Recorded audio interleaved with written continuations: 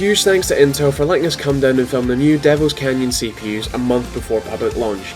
It was a great day and all possible thanks to Intel. Check out the Amazon link for any of the products we talk about in this video in the description down below.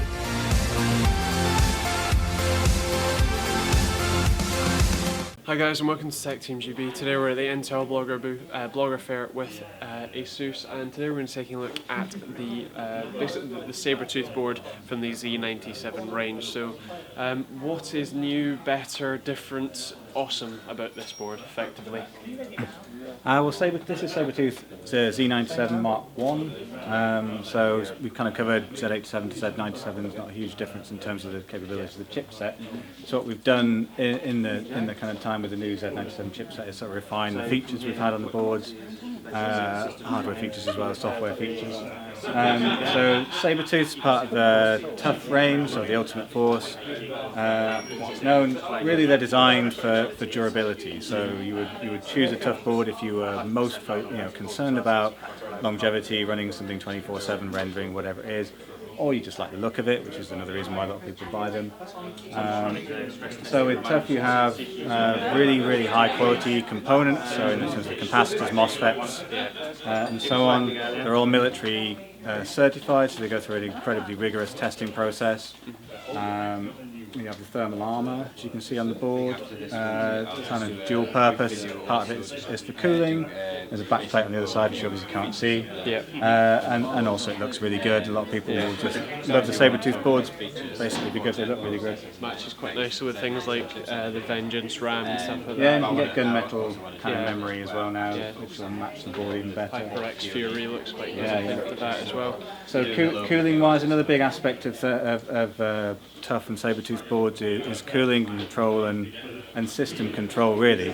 So you can set your case fans up and CPU fans and so on very specifically, very carefully to cool particular parts of the board. There are extra thermal probes on the board. We actually provide additional thermal monitors, this one, in the board, so you can plug this into the board and put it in a particular area of the case just to check on hotspots or whatever you want.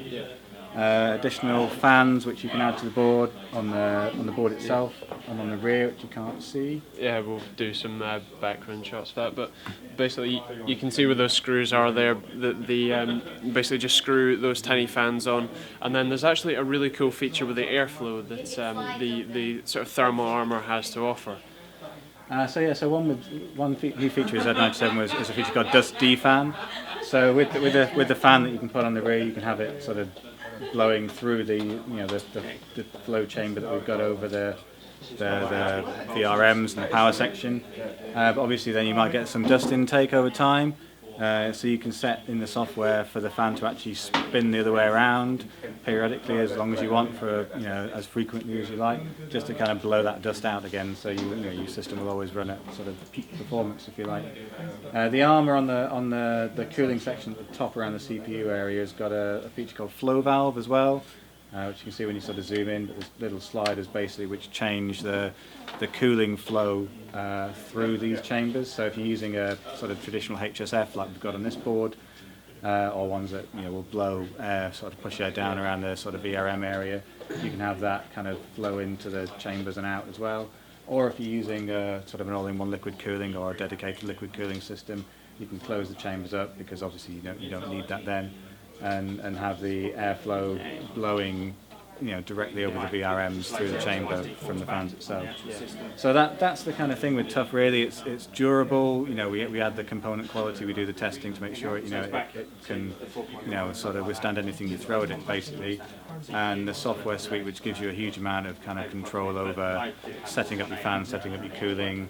All these boards will overclock the processors, to pretty much the maximum they can go. So really the difference is sort of features, really, and what you want to get out of the products. And SATA Express, I think, is the other feature that we added from Z87 to Z97.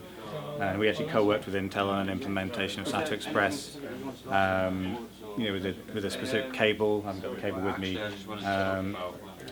Just to ensure that we get a really stable, really high performance implementation of SATA Express, and that's the new 10 gigabit per second transfer standard, so 40% or so faster than than the previous SATA 6 gig.